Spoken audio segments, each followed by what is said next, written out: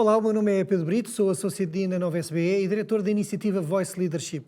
Esta iniciativa pretende apoiar pequenas e médias empresas a tornarem-se mais competitivas através da aquisição de conhecimento e promovendo também o acesso a uma rede de contactos relevantes para apoiar o seu crescimento.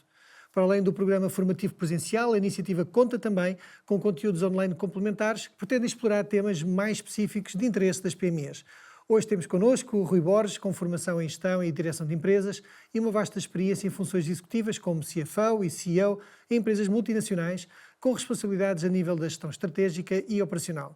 No âmbito das suas funções, durante as últimas 3 décadas, acompanhou-a de perto e deu suporte como franchisador a diferentes pequenas e médias empresas nas fases de início e consolidação da atividade, com especial ênfase em gestão de pessoas, através da criação e implementação de políticas de incentivos, igualmente na gestão comercial, sobretudo no retalho, através da análise e otimização de processos relativos à jornada do cliente, que é precisamente, Rui, hoje o tema que nos traz aqui hoje, que é a jornada do cliente. Fala-nos um pouco disso. O que é que se entende por jornada do cliente? Ora bem, a jornada do cliente é todo o processo, podemos subdividi-lo depois em fases e depois cada uma das fases em algumas etapas, que de alguma maneira identificam as interações e as diferentes interações que o cliente tem com a nossa empresa, com o nosso negócio, com a nossa loja, com a nossa empresa de consultoria, enfim, com aquilo que estivemos a falar, e que importa detalhar cada uma dessas, que muitas vezes vemos a interação do cliente como uma só, mas não é.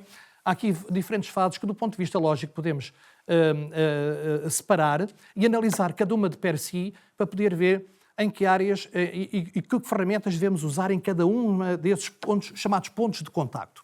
Ou seja, ao longo dessa jornada de decisão do cliente, nós vamos tendo diferentes pontos de contacto. Alguns físicos, digamos, cara a cara, outros podem ser telefónicos, podem ser pelas vias digitais, outros podem ser pela comunicação que a nossa empresa, marca, faz, enfim, pode usar os mídias, normalmente os mídias, mas para uma PME não é muito normal ou poder ter acesso a usar os mídias, mas pode usar enfim, nas redes sociais, pode usar os meios digitais, de alguma maneira, e portanto todas essas interações que vão desde o início em que o cliente toma conhecimento ou procura um determinado produto ou serviço que nós disponibilizamos no mercado, até a uma última fase, que serão pós-venda e relações de seguimento pós-venda, que também são muitíssimo importantes. Cada uma delas, todas elas são importantes.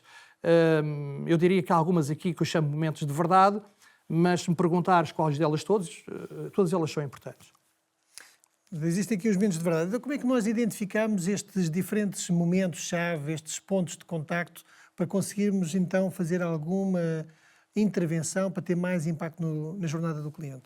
Ora, muito bem. Bom, por uma questão de análise, vamos dividir, se calhar, a jornada de decisão do cliente em 3 fases. Eu diria, e pondo aqui os pés do lado do cliente, para devolver do lado do cliente, vamos chamar a primeira a pré-compra, a primeira fase, a segunda a compra, a terceira a pré-venda. Para a empresa, obviamente, a pré-compra, para a empresa, obviamente, a pré-venda. Na pré-compra... A compra... portanto, a pré-compra, a compra e após-compra, ou, do ponto de vista da empresa, após-venda. Ok. Eu estou a pôr do lado do comprador. Okay. Do comprador, do cliente. Exatamente.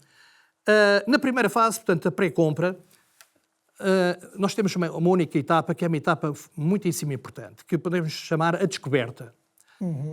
Ora bem, a descoberta é a forma que nós... é a forma que o cliente descobre os nossos serviços, os nossos produtos. E nós aí temos que identificar como é que nós podemos chegar aos nossos clientes potenciais. Portanto, e andando aqui um bocadinho, fazendo aqui rebobinando, se assim posso dizer, andando aqui um bocadinho para trás, nós temos que começar por saber um bocadinho quais são os nossos clientes potenciais. Para uma PME não é fácil fazer estudos de mercado ou de grande dimensão, mas de hoje em dia, felizmente, os meios digitais, as plataformas universais que podemos usar, permitem-nos poder ter muita informação, uma informação muito importante do mercado. Portanto, é fundamental saber qual é que é o universo potencial dos nossos clientes. Sabendo qual é que é o universo potencial dos nossos clientes, qual é que é em termos de segmentação, podemos segmentá-los do ponto de vista de local, onde vivem, ou onde compram, a sua forma como compram, se é nas lojas físicas, no online, ou até preferem uma omnicanalidade, ou também a sua segmentação do ponto de vista socioeconómico e do ponto de vista de poder de compra. E é importante termos essa informação. Eu diria que é uma informação prévia, é um momento zero. Tendo este momento zero definido, nós damos a conhecer a nossa atividade. Muitas vezes o conhecimento da atividade, repara, pode ser o chamado boca a boca, não é? Porque alguém conheceu, porque alguém teve a experiência, porque alguém já interagiu com o nosso negócio e que passa a informação a outro e esse torna-se um potencial cliente. E, portanto, tudo o que tem aqui a ver com este primeiro momento, que é a descoberta, é fundamental. É aqui que nós, enquanto PME, podemos fazer ações de dar-nos a conhecer, divulgar os nossos produtos, tendo conhecimento quais é que são os segmentos e quais são o nosso posicionamento, quais são o tipo de tipologia de clientes que nós queremos atingir, podemos, digamos, definir melhor os nossos tiros, passando, enfim, usando uma expressão um bocado bélica, mas é no bom sentido. Ou seja, como é que nós chegamos a cada um desses segmentos. E, portanto, através dessa forma e dessas ações de marketing de comunicação, o cliente toma conhecimento de nós. E esse é uma etapa única desta primeira fase de pré-compra, que nós podemos chamar, portanto, a descoberta do cliente. Uma vez feita a descoberta, nós passamos e entramos na segunda fase, a fase talvez mais importante, que nós podemos chamar, em termos gerais, compra. Aqui, obviamente, que podemos ter várias fases, várias etapas. Eu posso criar 5 etapas. Há uma primeira etapa, depende do que é que nós estamos a falar. Qual é o nosso comércio, qual é os nossos serviços. Podemos ter uma primeira, que é o planeamento. Em muitas interações com o cliente, e depende, obviamente, do nosso negócio, não se avança imediatamente para um atendimento, visita ou para a consumação de uma transação. Há primeiro um planeamento. Esta fase do planeamento, em alguns negócios, é muitíssimo importante, porque muitas vezes o cliente contacta-nos e pretende saber alguma coisa sobre nós. E a forma como nós interagimos com ele, e podemos trabalhar isto muito do ponto de vista dos recursos humanos, da nossa formação, e estar preparados para esses tipos de interações e para as questões que normalmente o cliente põe, é fundamental para o sucesso de uma possível ou de uma potencial venda. Portanto, é aqui que o cliente muitas vezes nos conhece ou tenta, de alguma forma, conhecer-nos de uma forma mais profunda. E esse planeamento muitas vezes pressupõe que há uma reunião prévia ou ele vem visitar o nosso serviço, a nossa empresa e pretende ter uma informação primária antes de se passar a uma fase seguinte. Portanto, a fase do planeamento muitas vezes não se aplica. Imagina-te se é um restaurante, a não ser, enfim, não é muito normal que alguém esteja a fazer uma fase de planeamento antes de ir marcar ou fazer uma reserva para ir ao restaurante, mas em muitos outros negócios, imagina produtos mais duráveis, imagina-te, por exemplo, a compra de um automóvel, faz todo o sentido. Mas o planeamento é do lado da empresa. Não.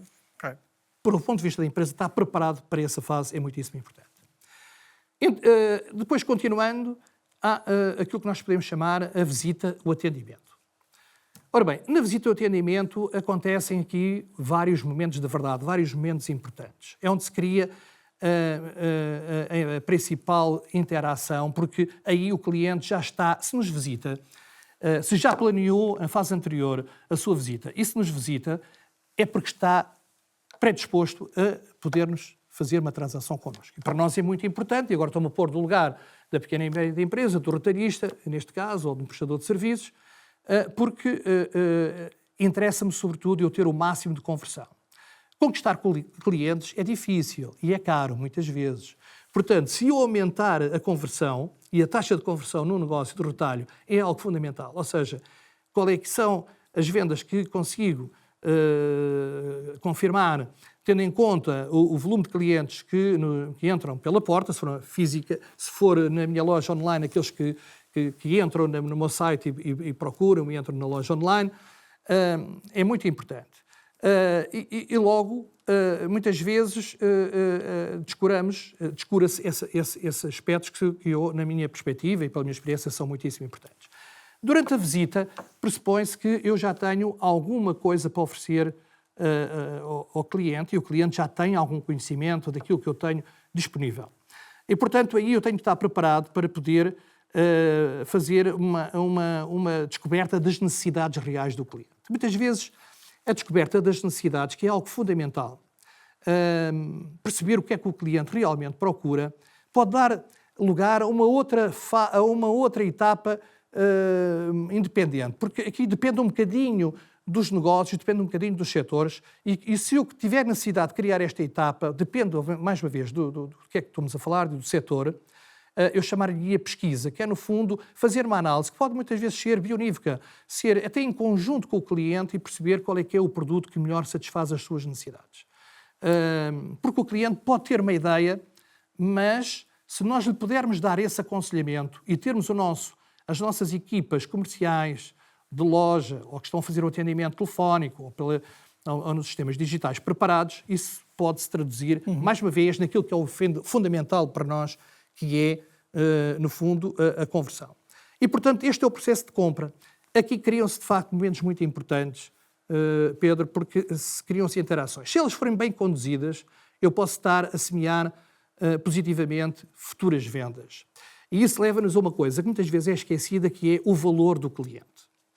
Qual é o real valor do cliente? Muitas vezes, quando nós vamos a um restaurante e repetimos, e vamos com a nossa família, e vamos, sei lá, pelo menos uma vez, imagina-te que eu vou uma vez por mês a um restaurante durante 12 meses e vou durante 10 anos, eu tenho 120 transações com o restaurante. E, portanto, se somar cada uma enfim, dos consumos que faço em cada uma dessas visitas, posso estar a falar de milhares de euros. Muitas vezes esse aspecto é esquecido no retalho e é algo que é fundamental ter em conta para ter sucesso. Ora bem, esta é a fase de compra. Depois podemos passar para a pós-compra, ou na perspectiva da empresa, o pós-venda, e aqui há logo um primeiro momento, que é a recepção, pagamento, obviamente, do produto. Pagamento ou financiamento, se for a crédito. A recepção do produto é também importante. Muitas vezes obriga a fazer algum tipo de adaptação, de dar instruções de manuseamento. E, portanto, eu posso isolar cada uma destas etapas de per si, porque em cada uma delas eu posso ter determinadas formas de atuação e ter, sobretudo aqui o pessoal é fundamental, preparado para poder dar as respostas e as explicações necessárias ao cliente. Muitas vezes, quando eu faço a recepção e quando o cliente faz o pagamento, reparem que às vezes é o último momento de contacto pessoal com o cliente. E é aquele momento que fica para o resto, para a relação futura. E se nós não queremos fazer só uma compra, e numa perspectiva de longo prazo, é muito importante criar sistemas de lealdade com o cliente. É muito importante, obviamente, respeitando as leis do RGPD, de proteção de dados, etc., ficar com os dados do cliente, que o cliente nos possa facultar, para futuros contactos e criar sistemas de CRM que têm a ver com uma última etapa deste processo, que é realmente a assistência pós-venda, o contacto com o cliente após esta primeira transação, a possível oferta de novas oportunidades, de fazer vendas adicionais, vendas cruzadas, estender, digamos, a nossa oferta aos seus familiares e amigos e poder ter vínculos de continuidade para o futuro.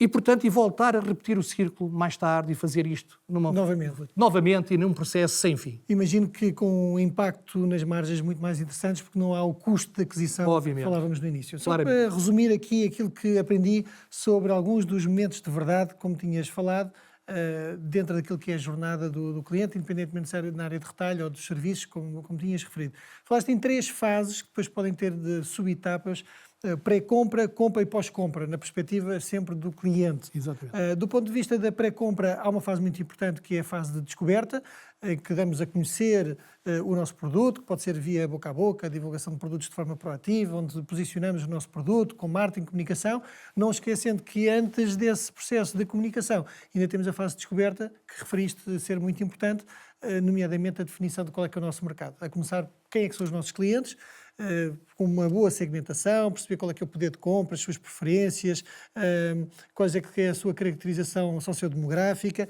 e hoje, felizmente, há muita informação disponível online que nos permite fazer essa segmentação para perceber quem é que são os perfis de clientes para podermos posicionar adequadamente a nossa comunicação. Depois existe uma fase importante de compra, falámos aqui sobretudo duas subetapas, planeamento e atendimento. Planeamento antes do contacto, e de facto isto repete-se em diferentes indústrias, não é só no retalho, na prestação de serviços, sobretudo quando estamos a falar no B2B ou no contacto com empresas. A qualidade de interação depende em grande parte também da preparação prévia, um planeamento prévio, para que quando existir um contacto, o vendedor ou quem estiver na interação com o cliente possa fazer as perguntas certas, possa interagir e tenha um momento-chave com mais impacto. Falaste na questão do restaurante, não é assim tão possível. Eu confesso que me recordei automaticamente de alguns restaurantes que hoje já fazem isso. Ou seja, hoje já fazem uma série de perguntas a quando a marcação da mesa que permite fazer esse planeamento, essa preparação. Tem alguma alergia? É o aniversário de alguém? Está a comemorar alguma coisa? E, de facto, isto permite depois ter um nível de atendimento diferente. Até hoje, num negócio que parece impossível fazer esse planeamento, também é possível. Depois temos a parte do atendimento.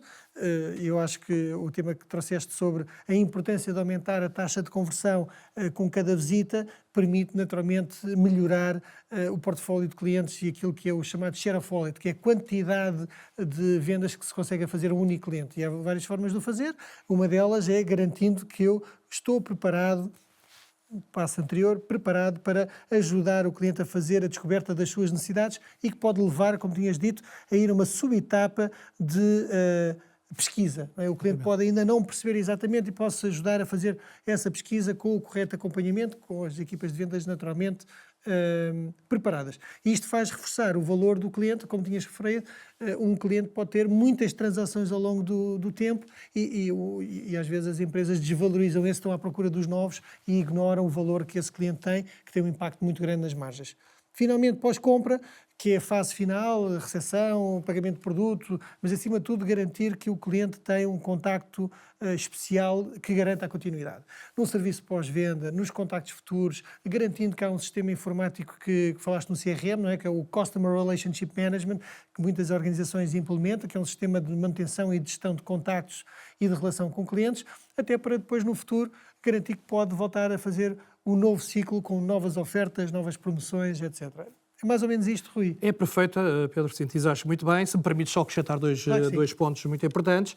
Eu posso também ligar em todo este processo para as minhas equipas comerciais de loja ou que estão a atender os clientes, métricas de qualidade de atendimento e que podem ser ligados, podem e devem, na minha opinião, a sistemas de incentivos, e, portanto, que são também muito importantes e que faz também criar aqui também mais uma forma de ligação e de alinhamento de todas as equipas com os objetivos globais da empresa. Esse é um aspecto.